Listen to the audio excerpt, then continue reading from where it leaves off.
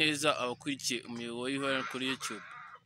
Uyu munsi tugiye kuganira ku kamaro k'imashini ya ultrasound ku bagore, yaba umugore utwite cyangwa se umugore utatwite.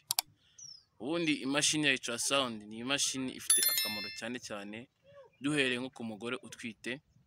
Akamaro ka mbere ifite no kutwereka ko nyine uwo mugore atwite, nyine afite umwana mu nda. Nkuko ubundi bisanzwe bimenyerewe, ubundi umugore utwite akenshi agomba kubanza gutanga ikizamini cy'inkari cyangwa se ikizamini cyo mu maraso, bakareba imisemburo y'uko imeze nyine kugira ngo tuvuge ngo aratwite. Ariko noneho ya mashini ya ultrasound yo ubundi bushobozi yo ifite irenzaho, nuko izatwereka nyine ko mu nda harimo umwana, imutwereke tubone ibice by'umwana mu nda, tubone n'uburyo umutima w'umwana mu nda urimo gutera. Ikindi none izatwereka umubare w'abana bari mu nda, tumenye se mu nda harimo abana bangahe, ni babiri, ni batatu, n'umwe. Ikindi gikurikiyeho izatwereka nyine n'igitsina cy'umwana mu nda, dushobora kumenya umwana niba ari umuhungu cyangwa se ari umukobwa. Ikindi none imashini ya ultrasound nk'uko twabivuze itwereka ibice by'umwana mu nda, izatwereka nyine uwo mwana niba nta busembwa azavuka afite cyangwa se nta bice by'umubiri uzavuka bifite ikibazo, kuko hari igihe habaho icy'uko umwana ataremwa neza mu nda, akagira ubusembwa, ibice bimwe by'umubiri ntibikore neza. Ya mashini ya ultrasound izabitwereka hakiri kare.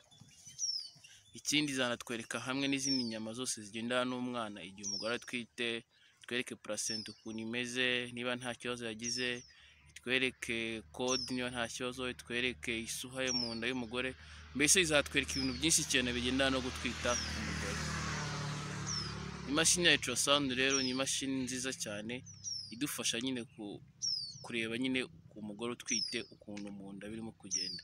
Niyo mpamvu nyine umugore sibyo utwite usabwa kujya kuyicamo, sibyo igihe cyose muganga wawe yaguhaye randevu, kuva igihe wamenyeye ko usamiye n'ikindi gihe muganga azajya guha randevu.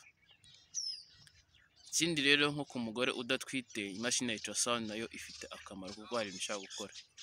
Nk'umugore udatwite wenda ufite ikibazo cyo kuribwa mu kiziba cy'inda, imashini ya ultrasound dushobora kuyimukoreshaho tukamenya nyine impamvu ari kuribwa no mu kiziba cy'inda. Ashobora kuba afite nk'ibibyimba byo mu nda biri kumutera kuba yaribwa mu nda, ashobora kuba afite wenda nk'ikindi kibazo kuri nyababyeyi cyangwa ku zindi nyama zo mu nda, none ikabitwereka. Tugarutse nanone ku kamaro k'imashini ya ultrasound nko ku mugore nanone udatwite, tuvuge nk'umugore ufite ikibazo cy'uko ari kuva mu myanya ndangagitsina, ya mashini ya ultrasound ishobora kutwereka nanone impamvu umugore ari kuva.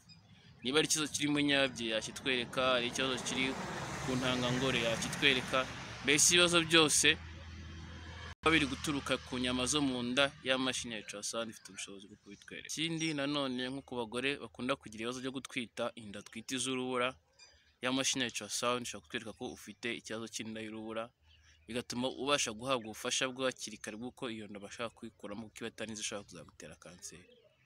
Rero imashini ya ultrasound ni imashini nziza cyane ifite akamaro kenshi cyane, yaba ku mugore utwite, yaba no ku mugore udatwite ufite ibibazo bitandukanye.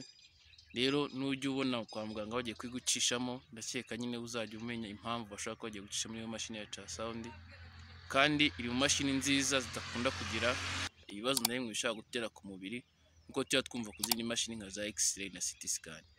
Mwakoze rero gukurikirana umuyoboro w'Iyuheal kuri YouTube, nkomeza kubashimira nawe utaha.